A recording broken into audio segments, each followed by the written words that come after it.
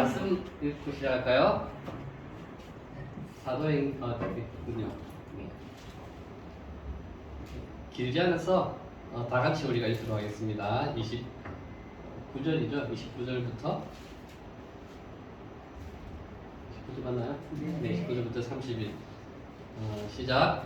성령이 빌립들에게 이르시되 이수레로 가까이 나아가라 하시거늘 빌립이 달려가서 선지자 이사야의 글을 읽는 것을 듣고 말하되 읽는 것을 깨닫느냐 대답하되 지도해 준 사람이 없으니 어찌 깨달을 수 있느냐 하고 빌립을 청하여 수레에 올라 같이 앉으라 하니라. 아멘. 아멘. 우리 목사님이 말씀하신 것처럼 보니까 1년 7, 8개월 거의 2년 정도 된 것 같습니다. 시간이 저도 한 보니까 작년에 만나봤더니 2년이 다 됐더라고요. 저 참 2년 동안 많은 일들이 있었고 되게 하나님께서 역사하신 일들이 참 많았습니다. 그래서 그동안에 하나님 어떤 일을 하셨고 하나님 어떤 일을 하고 계신지를 좀 나누려고 합니다. 특별히 이 말씀은 빌립에 대한 이야기죠. 특별히 이 말씀은 하나님이 저의 선교 시즌 2막 시즌 2 이 시즌에 약속의 말씀이고 약속의 스토리세요. 그래서 저는 이 말씀을 자주 묵상합니다. 어떤 일이 있을 때에 또 내가 발견하지 못한 말씀이 이 가운데 있는지 또 묵상하게 되고 살펴보게 되고 또 어떤 일이 있을 때에 또 이 말씀을 분명히 제가 이거는 수십 번 읽었거든요. 이 파트 내용을. 정말 이걸 영화로 하러 하면 정말 시나리오를 잘 해가지고 재미있게 영화를 만들 정도로 많이 읽었는데 이상하게 또 새롭게 읽을 때마다 그 상황에 읽을 때마다 제가 발견하지 못한 것들을 제가 발견하게 되는 거예요. 참 신기한 말씀이라는 거예요. 그때는 분명히 읽었는데 분명히 그 말씀이었는데 나중에 보니까 그 말씀이 정말 레마의 말씀으로 나에게 다가오는 게 있더라고요. 그래서 참 이 짧은 내용이긴 하지만 저는 이 말씀을 늘 묵상하고 어떠한 일이 생길 때마다 이 말씀을 가지고 살아갈 뿐들 아니라 이 말씀이 저의 선교 사역의 모토가 되어서 이 말씀을 가지고 제가 선교를 어떻게 해야 될지 알 수 있을 거예요. 이 말씀을 가지고 나중에 이야기할 텐데 선교를 하게 되었고 여러 가지 또 이 말씀을 가지고 지금도 현재 진행 것들을 좀 바라보려고 나누려고 합니다. 사실 우리의 한국의 일상과 생활은 쉽지 않지 않습니까? 하나님 역사가 막 크게 막 놀랍게 크지 않는 것 같고 그냥 잔잔한 그 호숫가에 이렇게 한 번씩 누가 말씀의 메시지를 남기면 조금 출렁하는 듯한 그래서 여전히 우리는 우리의 그 한계 속에 있는 한국이라는 상황, 우리의 주위의 상황에 한계가 있지만 하지만 사단은 계속해서 우리에게 노리는 것은 우리의 눈이 우리의 상황만 이곳에만 집중하도록 하는 것이 사단의 전략이라는 것이죠. 하지만 이것만 넘어서 본다고 하면 정말로 그 열방에 계신 하나님이 어떠한 일을 하시고 그 선교하시는 하나님이 그쪽만 일하는 것이 아니라 여전히 이곳에서 하실 수 있는 것임에도 불구하고 우리의 눈은 그냥 그것을 바라보는 것이 아니라 열방에 계신 하나님을 바라보는 것이 아니라 그냥 우리의 상황에 있는 그것만 바라보게 한다는 사단의 전략이 있다는 것이죠. 그래서 오늘 이 말씀이 여러 가지 감정이 하나님께 역사하시는 이런 일들이 여러분의 말씀을 들었을 때에 우리의 눈이 여러분이 있는 상황만 보는 것이 아니라 그렇지 우리 하나님은 놀라우신 분이시야 하나님은 정말 위대하신 분이시고 하나님은 정말 강하게 파도와 같이 역사하시는 분이시다라는 것들을 좀 깨닫는 오늘 오전의 예배가 되었으면 좋겠다는 생각이 듭니다. 아멘. 이 말씀을 제가 또 이렇게 스토리로 이야기하려고 합니다. 여러분 이 스토리를 볼 때에 영화를 한 장면 보는 것처럼 좀 이렇게 상상하면서 보시면 좋겠습니다. 이 빌립이라는 사람이요, 그 예루살렘에 그때 모든 예루살렘에 부흥이 될 때에 그 빌립 집사도 함께 있었습니다. 그러다가 이제 그 사울의 핍박을 인하여 모든 제자들이 이제 각 열방으로 각 나라로 이제 본의 아니게 성령의 능력 그 뜻이긴 하지만 각자의 지역으로 각각의 영역으로 이렇게 가서 선교하게 됩니다. 그 중에 빌립이라는 사람이 사마리아로 가게 돼요. 사마리아 우리가 너무나 잘 알지 않습니까? 그 소외되고 막 이방인처럼 여겨졌던 그래서 그 유대인들조차도 그 사마리아로 가지 않고 둘러서가는 그 사마리아. 그 사마리아는 누구도 가지 않고 정말 유대인도 가기 싫어하는 땅이지만 그때 핍박으로 말미암아 빌립이라는 사람이 사마리아에 가게 돼요. 그것도 참 놀라운 일이죠. 그 많은 제자들 중에 빌립이라는 사람이 그 소외됐던 누구도 가기 싫지 않는 이방인 같은 사마리아 땅에 가게 됐다는 것이죠. 그래서 놀라운 거는 사마리아에 가가지고 정말 고군분투하고 우리 박홍 목사님처럼 막 고군분투하고 그런 것이 아니라 네, 가는데 막 복음이 증거되고요. 가는데 막 교회가 생기되고 붕이 되는 거예요. 가는 곳마다 기적과 이사가 일어나고 가는 곳마다 교회가 일어나고 믿는 사람들이 수천 수만 명이 막 일어나는 정말 붕의 역사가 그 사마리아 땅에 일어나는 거예요. 놀라운 일이죠. 그래가지고 그 예루살렘 사람이 이게 무슨 일이고 아니 사마리아에 어떤 일이 일어난 거야 해가지고 그 베드로와 요한이 직접 방문하지 않습니까? 이게 방문을 합니다. 정말 이런 일들이 예루살렘 같은 똑같은 일들이 그 외 지역 그 소외된 지역이 사마리아에 진짜 일어나느냐 가봤더니 정말 일어나는 것이죠. 그래서 그곳에서 성령 세례를 주기 시작하고 그곳에서 성령 세례가 일어나면서 또다시 붕이 일어납니다. 생각해 보시오. 한 지역에 사마리아라는 지역에 붕이 일어나고 정말 많은 교회가 생기고 크리스찬들이 일어나고 예수 믿는 사람이 일어나고 있는 그 상황에 참 하나님은 또 빌립에게 너는 그곳에서 일어나 가사라는 지구로 가라는 것이죠. 그곳은 곧 광야라는 가사라는 지구로 보냅니다. 정말 붕이 됐죠. 잘 되고 있습니다. 네, 마치 이 개척을 했는데 수천 명, 수만 명의 교회가 모이는 그 이제 막 시작하고 이제 뭔가 이제 하려고 하는 그때에 하나님의 그 빌립 예를 들어 목사에게 너는 저 아무것도 없는 광야 같은 시골 교회를 가라라고 말씀하시는 것이죠. 참 신기하게 빌립은 갑니다. 그래가지고 yes. 그래서 빌립이 그 사마리아 땅 가사르 지역으로 이제 배낭이겠죠. 배낭을 하나 메고 이제 갑니다. 가고 있는데 어떤 일이 나냐면 한 대의 마차가 이렇게 지나가는 거예요. 우리 영화를 보는 것처럼 그때 그 시대의 마차 막 뭐 빠르거나 그러진 않겠죠. 마차가 그 같은 길이죠. 이제 그 가사로 예루살렘에서 그 에디오피아 내시가 예루살렘에서 예배를 드리고 가사라는 지역에 이디오피아인이 가사로 내려가서 이제 아프리카로 가는 그 땅입니다.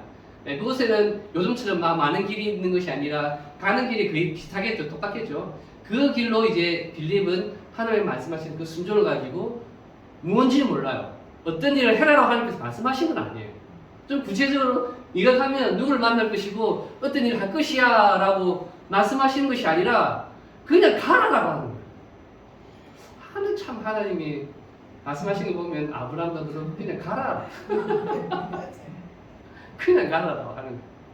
하나님께 저에게 박근혜 씨도 말씀하실 때는 그냥 가라라고 말씀하셨어요. 내가 가서 대학 사역을 하고 내가 가서 예배 사역을 하고 내가 가서 제자 사역을 하고 그렇게 가라고 하신 거 아니에요. 그냥 가라라고 하신 거예요. 못 모르고 갔죠.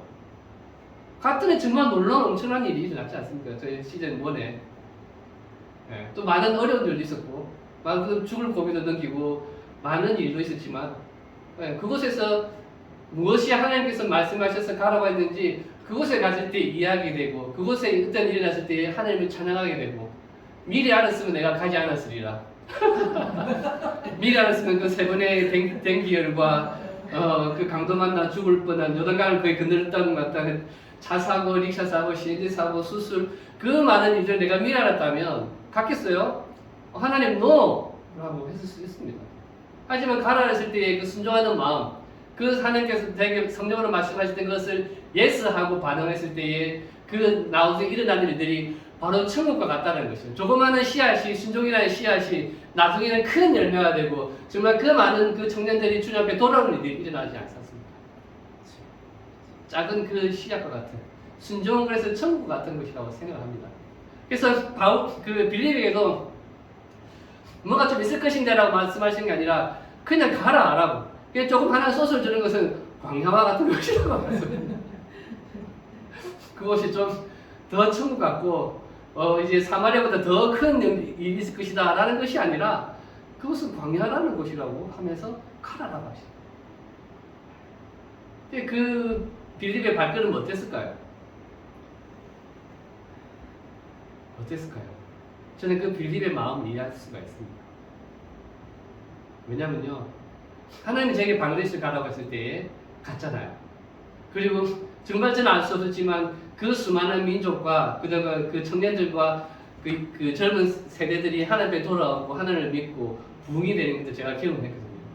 그래서 정말 그곳에 그 무슬림 지역에 정말 선교의 역사, 한국의 선교 역사가 될 만큼 많은 부흥과 많은 일이 일어났어요. 10년이라는 시간 동안에 정말 많은 일이 일어났어요. 그걸 제가 경험했잖아요. 정말 많은 부흥이 일어났었습니다.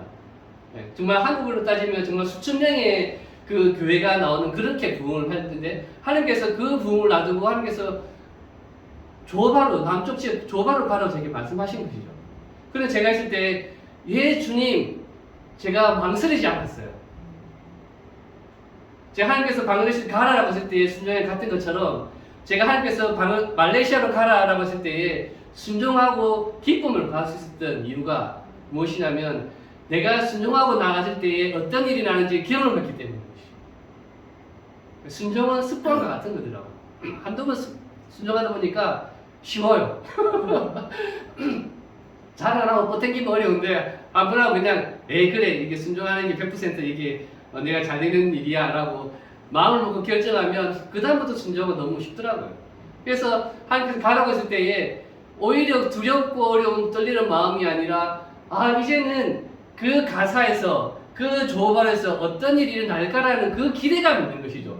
왜냐하면 하나님 하신 일을 경험했기 때문에 예전에 그 기업들이 하나님 행하신 일들 그 기업들이 이제는 기대가 되면서 그 조로 가는 발걸음이 기대감으로 제가 가게 되었던 것이죠. 그래서 빌립의 마음을 이해할 수 있는 것이죠. 하나님의 아무것도 없는 그 광야 같은 가사로 가라고 했을 때에 빌립이 그 배낭을 내고 빌립을 기대감으로 가고 있었습니다. 그래서 그 길로 가고 있습니다. 며칠 몇 밤을 가고 있었겠죠. 그러는 찰나에 그 이디오피아 내시의 그 마차가 지나가게 됩니다. 지나가게 되는데 막 그 내시가 중얼중얼거리는 것이죠. 들어보니까 이사야에 대한 말씀을 막 크게 읽고 있는 것이죠. 그 지나갔어요. 그럴 때에 성령님께서 29절에 말씀하십니다. 성령이 빌립들어 이르시되 그 수레로 가까이 나아가라 하시는 것입니다. 마차가 지나가고 있었습니다. 걸음보다 빠르죠. 마차가 지나가고 있습니다. 그런데 지나가본 시작하는 그 찰나에 분명히 앞질렀겠죠. 같은 길로 가고 있습니다. 근데 마차가 지나가요. 지나가는데 그 이사야의 말씀이 들리는 것이죠. 그 지나갑니다. 그때 성령께서 그 수레로 가까이 가라 라고 했을 때에 빌립이 30절에 빌립이 달려갔다라는 것이죠. 빌립이 달려갔다는 것이죠. 그 순간을 놓치지 않았다는 것입니다. 성령에 이끌리는 사람은 성령의 그 말씀에 즉각적으로 반응하고 순종하는 사람이라는 것입니다. 만약에 빌립이 주님 왜요? 지금 가기 좀 달려야 되는데 그냥 다음에 제가 마차를 타거나 다음에 마차라고 다음에 사람을 할게요라고 순종하지 않았다면 그 이디오피아 역사가 그렇게 바뀌지 않을 수 있다는 것이죠. 하지만 그 성령에 민감했던 그 빌립이 그 성령의 말씀에 순종하여 즉각적으로 달려가서 그 수레에 가까이 갔다라는 것입니다. 그렇게 해서 그 말씀이 무엇이냐? 내가 도무지 알 수 없다. 그러면서 그 빌립이 그 말씀을 이야기해주고 예수 그리스도가 누구인지 설명해주고 그리고 가는데 마침 물가가 나오게 됐습니다. 그래서 그곳에서 세례를 받게 되는 것이죠. 그래서 그 이디오피아 내시가 세례를 받고 그리고 신기한 일도 나옵니다. 그리고 그 성령님께서 빌립을 어디로 간가 데려가셨어요. 39절 둘이 물에 올라갈새 성령이 주의 영이 빌립을 이끌어 간지라. 그리고 그 내시는 그를 다시 보지 못했다. 그 일을 끝내고 그 빌립에게 세례 주는 그 일을 끝내고 성령은 빌립을 데리고 또 다른 곳으로 가게 되었다는 것입니다. 더 이상 그 내시는 빌립을 보지 못했습니다. 하나님께서 가사라고 내려가는 그 이유 바로 그 이디오피아 내시를 만나기 위하였던 것입니다. 그래서 그 이디오피아 내시가 그 빌립을 만나고 세례를 받고 예수님을 믿고 그리고 그 이디오피아 내시는 그 자기 이디오피아에 가서 그 왕국에게 복음을 증가하고 그 왕국이 예수 그리스도 믿는 왕국이 되고 그 왕국이 그 복음이 전파돼서 그 나라가 기독교 국가 되는 기독교 이디오피아 역사가 시작이 되었다는 것입니다. 1976년대까지 이디오피아는 크리스찬 국가였습니다. 그것이 누구로 말미암아 바로 그 순종, 그 성령에 이끌렸던 그 빌립의 한 사람으로 말미암아 한 나라가 역사가 바뀌는 일이 있었다는 것이죠. 성령에 민감한 자, 성령에 이끌리는 그 사람, 그 성령에 민감함에 즉각적으로 반응하는 그 빌립으로 말미암아 그 이스라엘, 그 이디오피아 역사가 바뀌었던 것처럼 하나님은 우리를 통해서 성령에 민감한 사람을 통해서 하나님 나라의 일을 역사하신다는 것입니다. 네. 이제 영화 같은 한 사건들이 좀 이해가 되셨죠? 그렇게 돼서 이디오피아는 크리스찬 국가가 되어야 되고 빌립은 그리고 사라져가지고요. 그리고 빌립은 아소도에 나타났답니다. 아소도에 나타나서 여러 성을 지나다니며 복음을 전했다고 말씀하고 있습니다. 예수님께서 요한복음에 말씀하시는 것은 바람이 어디서 불어서 어디로 가는 것을 모르는 것처럼 성령의 남자도 바로 여호와 같다라고 말씀하고 계십니다. 바로 이 빌립과 같은 사람이 아닐까라고 생각합니다. 사도행전은 우리가 말하는 그 성령의 행전의 역사라고 말씀하시죠. 제가 사도행전을 많이 읽어봤지만 정말 빌립과 같이 정말 성령에 민감하고 성령에 이끄는 사람이 잘 많이 없던 것 같아요. 이 빌립의 내용은 성령으로 시작해서 성령으로 마치는 그 사건이었습니다. 그래서 저는 이 말씀을 묵상해가지고 아 그렇구나, 성령에 민감해서 성령에 반응하면 이러한 일들이 일어나고 하나님께 역사하시구나 라는 것들을 깨닫게 되었다는 것입니다.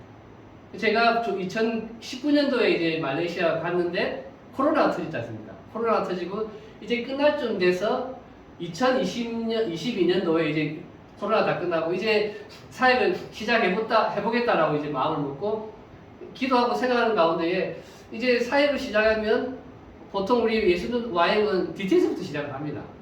기도하니까 또 DTS 마음이 있었어요. 하나님께서 DTS 하라는 마음 주신 거죠. 그런데 때를 구하지 사실 않았거든요. 나중에 지나 보니까 하나님 이때 해야 합니까라고 기도한 것이 아니라 DTS라는 때를 DTS라는 말씀하기 때문에 아 지금이다라고 생각하고 DTS를 추진을 했어요. 예, 한국의 여러 지부와 함께 DTS를 추진하고 있는데 안 되는 거예요. 네. 뭐가 안 되고 말레이시아 애들도 좋은 마음을 가지는 것이 아니라 지금은 안 된다. 더 배워야 된다. 라고 이야기하고 또 뭐가 하는데 자꾸 안 되는 거죠. 안 되는 데는 이유가 있지 않겠습니까? 그래서 하나님 앞에 기도하며 나갔습니다. 하나님, 왜 이렇게 잘 안 되는 것입니까? 그래도 방글라데시에서 많은 사역들하고 정말 선교의 한 텀을 씨앗을 뿌리고 열매를 맺고 그 제자가 제자를 되는 그 선교의 바울이 이야기했던 그 선교 한 텀을 다 맞춰가지고 이제 다 섭렵했는데 이제 시즌2는 그냥 시장 가면 막 되는데 이상하게 안 되는 거, 막히는 거예요. 그래서 너무 마음이 어려운 거예요. 한 번은 제가 너무 답답하고 힘드니까 주님 앞에 정말 다이다이를 이렇게 하는 나간 것이죠.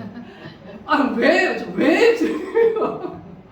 그리고 다른 사람한테 나눠지니까 다들 저 같은 마음이에요. 왜 허락을 안 해? 왜 다들 모두가 이해할 수 없는데 근데 상황은 안 되고 그래서 주님 앞에 다이다이로 딱 기도했는데 또 이 말씀을 묵상하게 했던 것이죠. 이 말씀을 묵상했습니다. 또 어떤 비밀이 있을까? 라고 했는데 하나님께서 빌립에게 가사는 광야와 같은 곳이라고 말씀하시지 않습니까? 저는 광야와 같은 곳이라고 해서 조바르는 좀 사이가 힘들고 사람이 잘 안 되고 그냥 그런 광야라고 저는 생각을 했던 것이죠. 근데 그때 제가 딱 그 책상 앞에서 하나님 기도 앞에 나아갔을 때 하나님께 저에게 정확하게 말씀하신 게 있었습니다. 광야는 말레이시아 와임이다라고 말씀하시네요. 말레이시아 와임이 광야와 같은 곳이다. 그 조바로 땅이 아니라 조바로 사람이 아니라 그 오래전부터 그 똑같은 사람이 계속해서 지금 그 애들십으로 함께 있어요. 네, 그분들이 지금 어떻게 보면 지금까지 있는 분들인데 너무 보수적인 것이죠.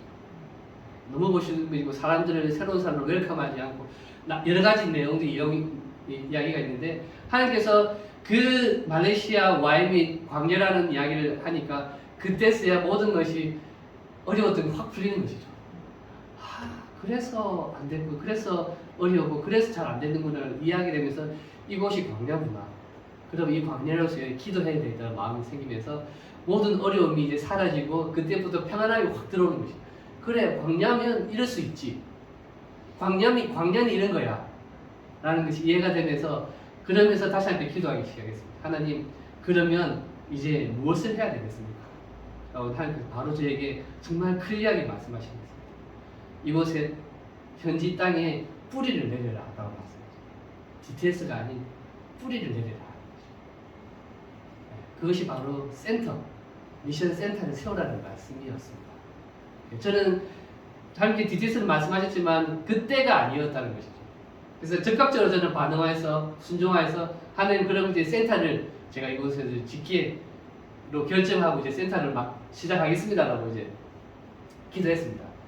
그때 이제 시작해서 사람들에게 그 기도 편지를 나누고 그때 교회에서도 나누고 했지 않습니까? 그래서 센터를 시작했죠. 시작하는 순간부터 이제부터 모든 것들이 하나님께 역사하기 시작하는 거예요. 기도할 때 하나님 어떤 것을 센터로 가야 됩니까? 하나님께서 보여주시는 거예요. 갔어요. 갔더니 정말 그곳이 있는 거예요. 그래서 계약을 하려고 했더니 또 그 집주인이 크리스찬이에요. 저와 함께 섬기는 그 CCC의 다른 브런치의 같은 멤버예요. 교인인 거죠. 그래가지고 저희를 선교사라고 알고 그 우리도 선교 동참하겠다 해가지고 또 거의 뭐 300불 정도를 깎아줬어요. 그리고 그 센터를 했죠. 그랬더니 필요한 것들을 하나님께 전쟁대로 채워주시고, 하나님 이 센터를 하려면 사람이 필요해요. 함께할 발렌티어가 필요한데 4명의 발렌티어를 이렇게 보내주시는 거죠. 그래서 발렌티어를 보내주시고, 그 다음에 재정을 보내주시고, 그 다음에 그 센터를 보내주시고, 그래서 막 꾸몄죠. 막 꾸미고 센터를 시작하고, 이제 데코레이션을 하고, 이제 거의 다 됐다. 이제 한 다음 달쯤 되면 우리가 이제 그 센터 사역을 시작할 수 있겠다 라고 해서 우리가 다 함께 또 기도하면서 하나님, 우리가 어떤 사역을 원하십니까? 라고 기도했는데 그 중에 콰이어 사역, 합창단 사역을 하나님께서 말씀하셔서, 그래서 성호 선생님이 합창단 시작을 했어요. 그랬더니 또 10몇 명의 현지인들이 한 1, 2주 만에 사역이 모이는 거예요. 그리고 하나님, 이제 로컬 사역을 하려면 붕어빵 기계가 필요한데 기도했더니 그 다음 날도 붕어빵을 또 보내주기도 붕어빵을 하고요.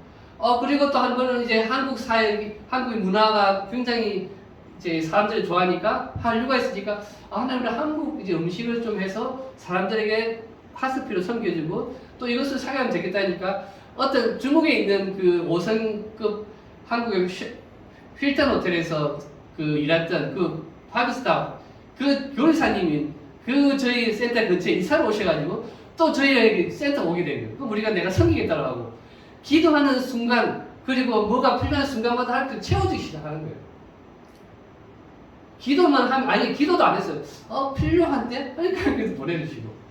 그렇게 해서 이제 시작이 된 거죠. 센터 사역이 시작했다라고 하는데, 이제 광고도 안 했어요. 광고도 안 했는데, 어디선가부터 이제 계속해서 전화가 오고 문의가 오는 거예요. 성교사님, 박주원 형제님, 우리가 이제 전도에 가려는데, 그것을 가게 되는지. 저희가 이제 광고를 하고 오십시오라고 했으면 그 광고를 통해서 올 수 있다고 생각했는데 그것이 아니라 저희가 이제 6월부터 이제 사역을 시작하면 되겠다라고 했는데 6월부터 이제 하와이 코너에서 팀이 오기 시작했습니다. 그리고 계속해서 팀이 오고, 팀이 온다는 것은 무엇이냐면 함께 그곳에서 예배하고 기도로 심고 예배로 심고, 그리고 그 로컬에게 사람들에게 나가서 이펙트하게 사역하고 문을 여는, 전도행 팀이 문을 여는 사역을 하거든요. 그때부터 사람들이 모이기 시작했더니 지금 2년이 됐거든요. 2년이 됐는데요. 몇 명 오신 줄 아십니까? 제가 오기 전에 세어봤어요. 2년 동안 200명의 팀이, 200명의 사람들이 왔고요. 올 7월에 200명의 단체가 왔어요. 총 400명. 2년 동안 400명이 저희 조바로 저희 사역에 와서 함께 예배하고, 잠깐 들렸다가 한 거 말고요. 함께 와서 예배하고 기도하고 사역된 사람이 2년에 400명이 넘는 사람들이 이곳에 왔다는 것입니다. 굉장히 어메이징하고 놀라운 일인 것이죠. 기도만 하면 이루어지고, 그리고 모든 것들을 우리가 느낄 수 있는 게 이것은 하나님 하시는 일이다. 어떻게 사람이 영업을 해도, 제가 영업을 했잖아요. 예전에 강사 예전에 제가 영업 왕이었거든요. 이 창원에서 영업을 그래 아무리 영업을 하려고 해도 그 400, 이거는 있을 수 없는 일이에요, 사실. 그 어느 말레이시아의 어느 지역에서도, 동남아 어떤 지역에서도, 사실 어떤 지역에서 2년 동안 400명 온다는 것은 하나님 하시지 않고서는 표현을 할 수가 없는 거예요. 그리고 한 지역에서 오는 것이 아니라 정말 세계 여러 지역에서 이곳에서 사람들이 모였다는 것입니다. 왜 하나님께서 이곳에 모이게 하신 줄 아십니까? 그것은 무엇이냐면 또 이 말씀을 보고 깨달은 것이죠. 그 빌립이 이디오피아 내시를 만났습니다. 가사라는 그 지역에서. 그래서 그 지역은 무엇이냐면 다른 지역 사람들이, 그것은 그 아시아에서, 그 다음에 아프리카에서, 유럽에서 그 몰리는 그 중심지, 마치 허브 같은 지역이라는 것입니다. 그 이스라엘, 그렇죠. 그렇기 때문에 그 지역에는 정말 각국의 나라 사람들이 모이는 곳이겠구나. 그래서 그곳에서 센터를 하면, 그곳에서 선교와 같은 허브를 하면 많은 사람들이 모여서 예수님을 믿고 그리고 각 지역에 돌아가서 정말 선교하는 사람들이 되겠구나라는 그 선교의 그 모델을 이 말씀을 보고 시작하게 됐고 하나님께서 말씀하신 거예요. 그렇기 때문에 조바루가 그 지역이라는 것이죠. 정말 가봤더니요, 정말 많은 지역의 사람들이, 나라의 사람들이 그곳에서 노동자가 있어요. 특별히 그 방글라데시 사람이 있잖아요. 200만 명이 말레이시아에 있어요. 200만 명이 우리 창원 지역이 몇 명인가요? 100만인이잖아요. 창원 지역에, 마천지 창원 지역에 2배가 넘는 200만 명이 말레이시아에서 노동자로 있어요. 그게 정부로 등록된 사람만 200만 명이에요. 그리고 만난 사람의 10명 중에 4, 5명은 다 그거예요. 불법으로 제일하는 사람들. 300만이 넘는 사람들이 있다는 거예요. 그뿐만 아니라 네팔 사람, 인도 사람, 필리핀 사람, 정말 그 많은 사람들이 그 조바를 했어요. 그래서 하나님께서 그곳에 선교센터, 지역에 뿌리를 내는 선교센터를 하라고 했구나라는 말씀을 이해가 되는 거예요. 하늘의 말씀에 순종하고 하늘의 말씀에 그 센터 시작했더니 2년 동안 400명의 사람들을 전국에서, 전 세계에서 사람들이 보냈어요. 그리고 하나님께서 올해에 DTS를 하게 허락을 하셨더라고요. 정말 어렵게 DTS 시작하게 되었습니다.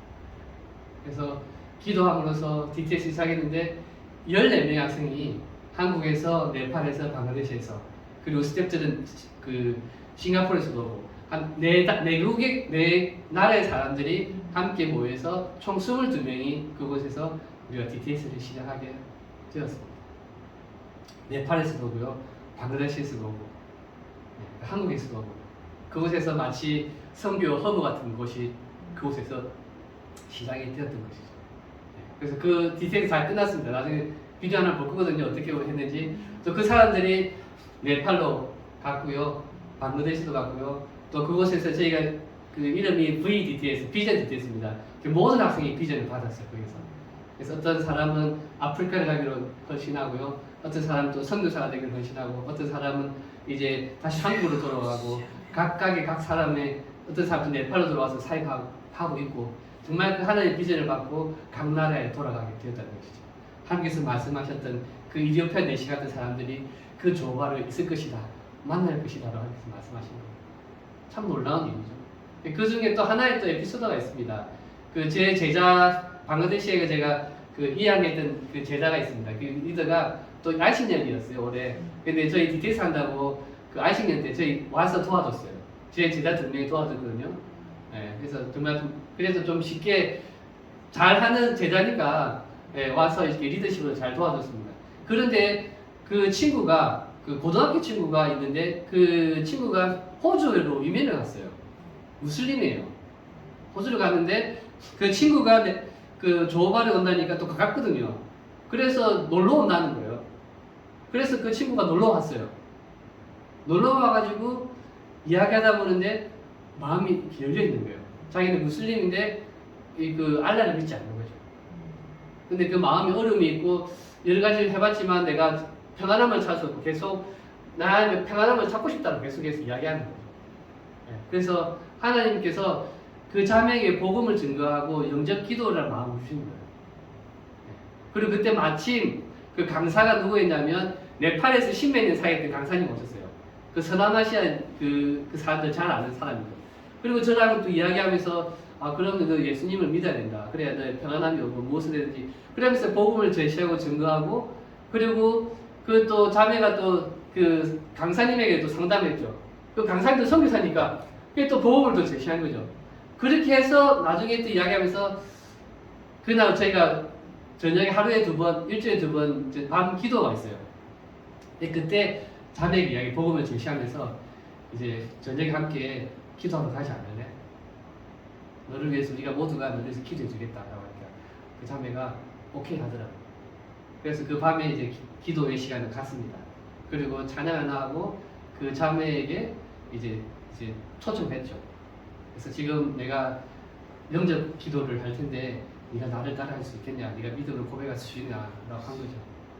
그리고 그 자리에서 제가 영접 기도하는 것들을 시켰습니다. 그걸 그대로 따라하고 자기도 믿음으로 예수님을 고백했다라고 신고했죠. 그래서 그때 예수님을 믿었습니다.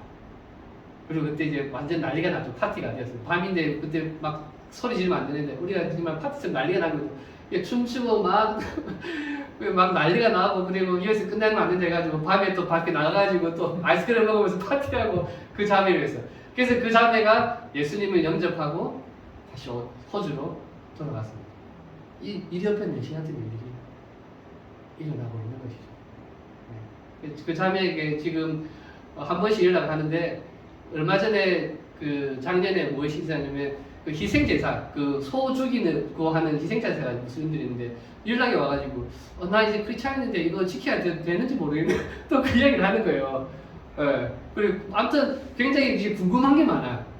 궁금한 게 많고 또 이제 호주에 있는 YM의 연락처를 알아가지고 내가 그쪽 가게 되면 또 호주 YM에 있는 곳을 연락하고 있다고 하고 그 사람이 이제 적극적으로 이제 그 자기가 이제 저희 상자는 무슬림이 아니라 나 이제 크리스찬이라고 이야기합니다. 그래서 이야기를 했죠. 얘야, 이런 무시하거든요, 무샤야, 내년 디테일스 하는데 네 오지 않으니까 그래, 내가 내년 디테일스에 가겠다라고 했어. 지금은 예전과 같은 삶이 아니라 이제 새로운 삶으로 가는 그 여정의 그 자매를 만나게 되었던 것이죠. 그뿐만 아니라 네팔 사람, 방글라데시 사람, 한국 사람, 정말 많은 사람들 그 조바로 땅에 있습니다. 하나님께서 말씀하셨던 그 선교센터, 왜 하나님께서 그 지역에 뿌리를 내리고 선교센터를 하라는지 그 이유는 바로 이디오피아 내시 같은 사람들이 모일 것이고 그곳에서 세례를 주고 그곳에서 제자 훈련해서 그래서 그들이 각 나라에 돌아갔을 때 그들이 바로 선교사가 되고 사역자가 될 거라는 복음을 증거하게 될 거라는 그 말씀이었기 때문에 하나님께서 저를 조바로 땅에 보내셨다는 것입니다. 그래서 지금은 그 선교센터 1호, 2호가 있습니다. 1호, 2호가 있고요. 그리고 또 저희가 하나의 바운더리가 있고 나중에 한번 보시면 되게 좋아요. 주택단지인데 이렇게 바운더리가 있어요. 그 지역에 한 150가정의 집들이 있거든요. 그 중에 한 25개 집이 저희 같은 교회, 갈보리 사람, 같은 교인들이 있어요. 그러니까 마치 선교 빌리지 같은 곳이에요.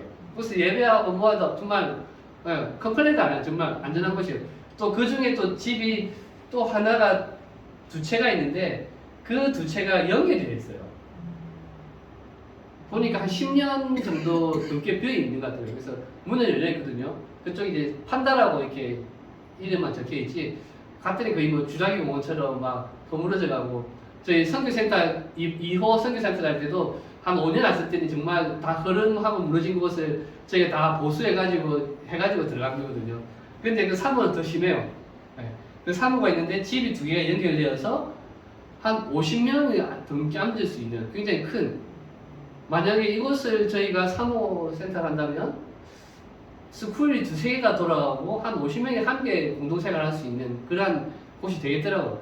그래서 1호하고 2호하고 처음에 저희가 들어갔을 때 우리가 야금야금 하나씩 장악하면 되겠다라고 그런 생각을 했어요. 그리고 그때 3호도 그냥 부르는 거예요. 우리가 그것들 렌탈도 할 수 있는 거 아니고 사야 되는 거거든요. 살려면 그 두 채가 붙어있기 때문에 한 3억 정도 해요.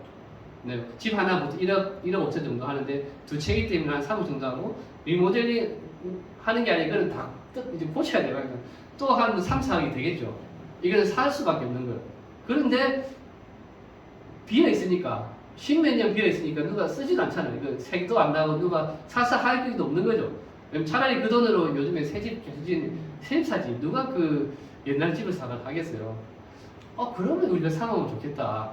그냥 그래서 사람이 올 때마다 믿음으로 선포하면서 여기가 사모입니다 하면서 보여주고 오는 사람마다 보여주고 우리가 언제 될지 모르겠지만 사모가 된다 여기서 사모입니다 라고 보여주고 했어요. 그런데요 저희가 DTS를 했잖아요. 근데 그 싱가포르에 가깝거든요. 우리 근사님 그때 가보시지 않겠지만 굉장히 가까워. 그래서 싱가포르 YMO가 소문이 난 거예요. 야 존바로 센터 너무 좋더라. 그랬더니 정말 수십 명의 사람들이 매주마다 놀러 오는 거예요. 보려고 과연 존바로 YM 뭔데 이렇게 좋다고 소문난 거야. 그게 보면 야 너무 보세요. 어떻게 데코레이션 했어요. 어떻게 너무 좋은 거예요. 너무 좋아. 너무 좋아. 밑에 1층은 잔디 있고 가든이 있고 옥상이 있고 아무튼 뭐 3, 4층을 저희가 다 통으로 쓰고 있으니까 1호, 2호 해가지고 너무 좋고 싱가포르가 다른 거죠. 싱가포르는 따닥따닥 붙어 있어가지고 이 도시의 매연과 덥고 막 정세가 풀리는 게 쌓여요. 막 그렇잖아요. 막 덥고 막 답답하고 그런데 그런 사람들이 좁아오니까 널찍한 거죠. 뒤에 뭐 이제 정 같은 게 돼 있고 다 평 뚫려 있고 너무 소문이 나니까 사람들이 막 와가지고 보고 가고 하는 거죠. 어떤 한 분이 싱가포르 스텝이에요. SAP 스텝인데 이제 통역을 오신 거죠. 그래서 또 그거 보고 제가 나중에 또 3억, 우리가 3억을 보여줬죠. 그러고 있는데 그 간사님이 저에게 몇 주 전에 연락 왔어요. 내가 이 너무나도 이 센터가 너무 좋고 너무 이게 은혜가 받고 해가지고 내 친구한테 이야기했더니 내 친구가 집을 사려고 하는데 어디에 집을 살지 모르겠다고 하는 거예요. 그러면서 내가 그 조바르 센터를 볼 수 있겠냐라고 하는 거예요. 3월. 돈 있는 사람이죠. 싱가포르 사람 돈이 많거든요. 그래서 저희가 DTS 졸업식 끝나고 그 다음날 그 싱가포르 친구 3명이 저희 센터에 방문했어요. 그래서 1호, 2호 너무 좋다고 너무 또 감탄하는 거죠. 너무 좋다고 3호를 보고 이제 갔어요.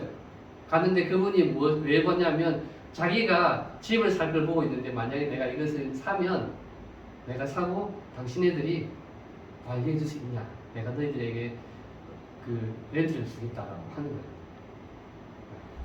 그리고 지난주에 제가 한국에 와서 연락을 했는데 그 정확한 그 집의 가격이 얼마고 리몰딩을 하게 되면 정확한 금액이 얼마인지 알려달라는 거예요. 살지 안 살지 모르지만 계속해서 두드리고 계속해서 보여주니까 계속 어떤 일이 일어나고 있는 거죠. 만약에 그분이 산다 그러면 정말 선교센터 사모가 되어서 한 정말 50명 그 다음에 스쿨이 3개나 함께 돌아갈 수 있는 또 그런 일들이 일어난다는 것이죠. 그러지 않아도 괜찮아요. 왜냐하면 또 하나님께서 또 일하시고 하나님의 또 때에 맞게끔 하나님의 방법으로 일하신다는 것이죠. 예, 성령에 이끌리는 사람, 성령에 민감한 사람은 하나님의 때와 하나님의 방법을 아는 사람인 것 같아요. 왜냐하면 성령님께서 하시기 때문에 하나님의 타이밍에 하나님의 방법으로 하실 때 그것은 완전하다라는 것입니다. 예, 제가 DTS를 처음에 하려고 했을 때에 하나님께서 막으시고 그리고 완전한 때에 그 타이밍 때에 하나님께 DTS 하게 하시고 센터를 하게 하시고 센터를 통해서 모든 사역들이 일어나게 하시고 그리고 그 센터를 말미암아 사람들을 모이게 하시고 예수님을 알게 하고 그리고 제자로 훈련되어지고 그리고 각 영역의 각 열방으로 나가는 그 일들이 바로 하나님의 때에 하나님의 방법으로 한다는 거예요. 나의 생각, 나의 방법, 나의 때가 아니라 우리가 성령에 민감하여 성령의 음성을 듣고 성령의 그 타이밍에 성령에 이끌리는 그 말씀대로 살아가고 우리가 순종한다면 하나님의 때에 하나님의 방법으로 완벽하게 그 일들이 하나님의 나라에 일어날 것이라고 생각이 됩니다. 네, 그러면 우리가 DTS가 어떻게 되었는지 이루어졌는지 우리가 그걸 보고 또 말씀을 마무리했으면 좋겠습니다.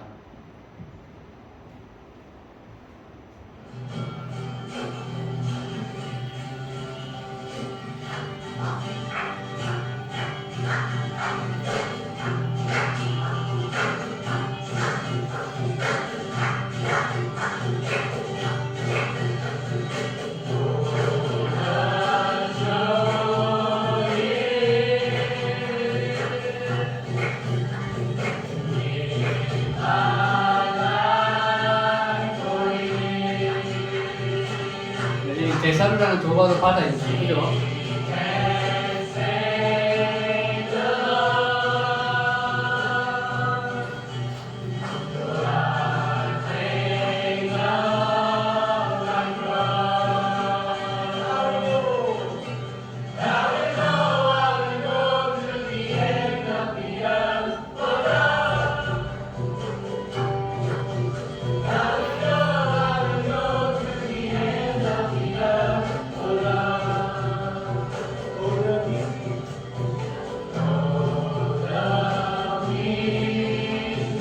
저희 다 세타에서 디테일을 해드렸습니다.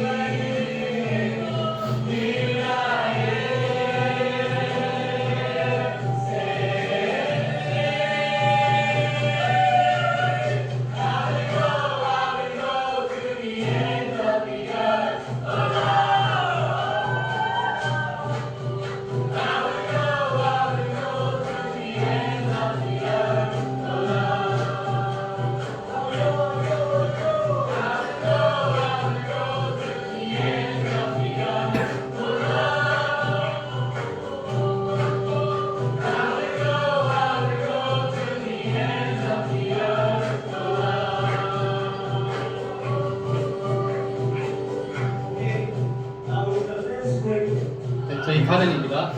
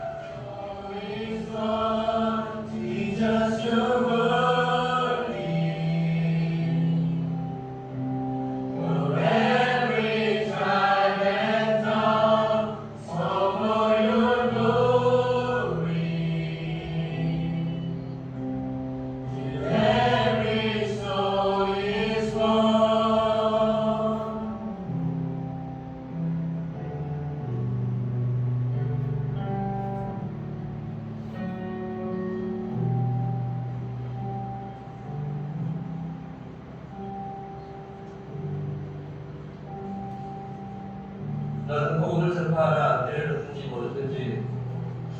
Preach the gospel. Be prepared in this season and out of season. It means whenever you have to preach the gospel. 때를 얻든지 못 얻든지 우리는 복음을 전파해야 됩니다. We are called to preach the gospel to end the world. 우리는 부르심을 받았습니다. 복음을 전파하도록.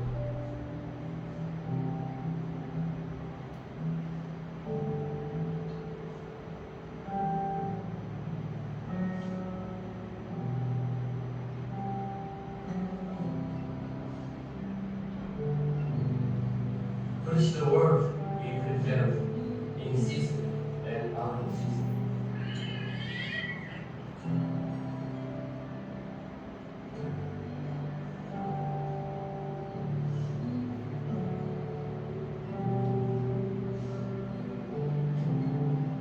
When we worship again this song, 다시 한번 이 찬양할 때, we will confess. This is our confession. 우리의 고백은 예배에서 하겠습니다. Yes, God, I will preach the gospel. I will die. 나는 내가 죽으려도, be forgotten. 나는 내가 잊혀지려도, I will die. 내가 죽으려도, I will be forgotten. 내가 이 세상에 잊혀지려도, 나는 내가 복음을 전파하겠습니다. I will preach the gospel. I will preach the gospel. 이건 아니다. 내가 죽으려도, 이건 아니고 같은. 내가 안 잊혀지려도, 나는 내가 복음을 전파하겠습니다. 나는 이걸 생각합니다. 함께 주셔서, 나를 이루려고 함께 찬양하도록 하겠습니다.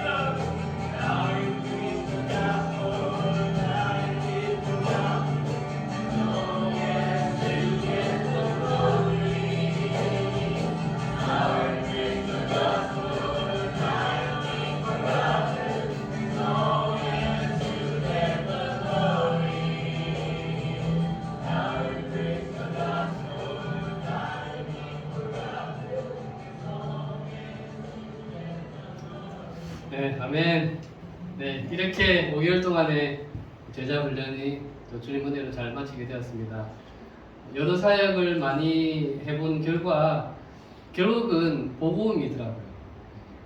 우리가 구제 사역을 해도 훈련 사역을 해도 교회 사역을 해도 결국은 복음, 복음을 증가하기 위하여 부르심을 받았다고 생각합니다. 그것이 한국이든 여러 나라든 상관없이 우리 모두는 복음을 증가하도록 부르심을 받았다는 것입니다. 내가 때를 얻든지 못 얻든지 내가 정말 죽더라도 세상에 내가 내 이름 미쳐지더라도 복음을 증가하는 사람 좋겠다는 생각이 들고요. 그리고 그 일을 위해서 저도 조발에서 계속해서 선교를 위하여 달려가도록 하겠습니다. 아멘.